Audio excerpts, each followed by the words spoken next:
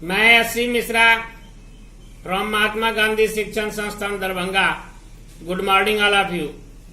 वर्ग दशम, विषय हिंदी, पाठ्य पुस्तक क्षितिज, पाठ संख्या 13, पाठ मानवीय करुणा की दिव्य चमक, लेखक सर्वेश्वर दयाल सक्सेना, भाग 7। फादर बुल्के संकल्प से सन्यासी थे। संकल्प का अर्थ व्रत, निश्चय। कभी कभी लगता है वह मन से सन्यासी नहीं थे। रिश्ता बनाते थे तो तोड़ते नहीं थे। 10 साल बाद मिलने के बाद भी उसकी गंध महसूस होती थी। वह जब भी दिल्ली आते जरूर मिलते, खोज कर, समय निकाल कर, गर्मी, सर्दी, बरसात झेल कर मिलते, चाहे 2 मिनट के लिए ही सही। यह कौन सन्यासी करता है? उनकी चिंता हिंदी को राष्ट्रभाषा के रूप में देखने की थी। हर मंच से इसकी तकलीफ बयान करते, इसके लिए अकाट्य तर्क देते थे। तर्क का अर्थ लॉजिक, अकाट्य का अर्थ जिसे काटा न जा सके, दसियों का अर्थ 10, रिश्ता का अर्थ संबंध। बस इसी एक सवाल पर उन्हें झुंझलाते देखा है और हिंदी वालों द्वारा ही हिंदी की उपेक्षा पर दुख करते उन्हें पाया है। उपेक्षा का अर्थ तिरस्कार। घर परिवार के बारे में, निजी दुख तकलीफ के बारे में पूछना उनका स्वभाव था। स्वभाव का अर्थ प्रकृति। और बड़े से बड़े दुख में उनके मुख से सांत्वना के जादू भरे 2 शब्द सुनना एक ऐसी रोशनी से भर देता था जो किसी गहरी तपस्या से जन्मती है।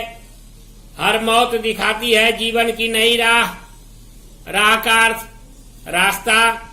मुझे अपनी पत्नी और पुत्र की मृत्यु याद आ रही है और फादर के शब्दों से झरती विरल शांति भी।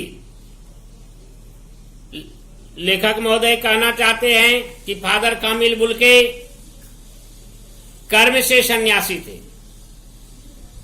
इस बात की जितनी प्रशंसा की जाए वह कम है, इसलिए कि वर्क इज वर्शिप, कर्म ही पूजा है।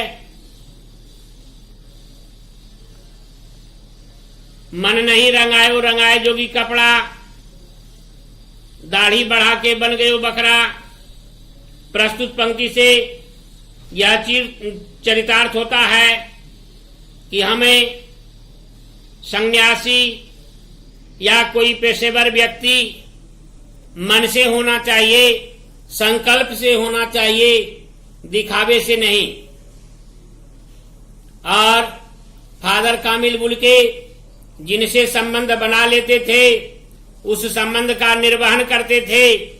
चाहे वह 10 साल बाद भी अगर मिलते थे तो उनसे अपने परिवार, अपने स्वजन के तरह मिलना जुलना, चाहे वह कोई भी मौसम हो उसमें खोज कर, समय निकाल कर उनसे हाल समाचार लेना या उनकी प्रवृत्ति थी या उनकी आदत बन गई थी या उनकी दैनंदिनी बन गई थी।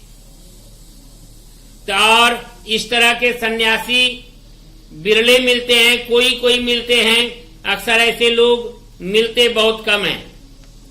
लेखक महोदय बता रहे हैं कि उनके जीवन में झुंझलाते हुए एक ही बिंदु पर देखा और वह बिंदु था हिंदी भाषी के प्रति द्वारा हिंदी के प्रति तिरस्कार, अवहेलना।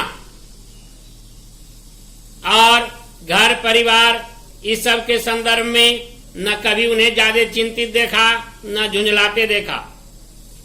धन्यवाद।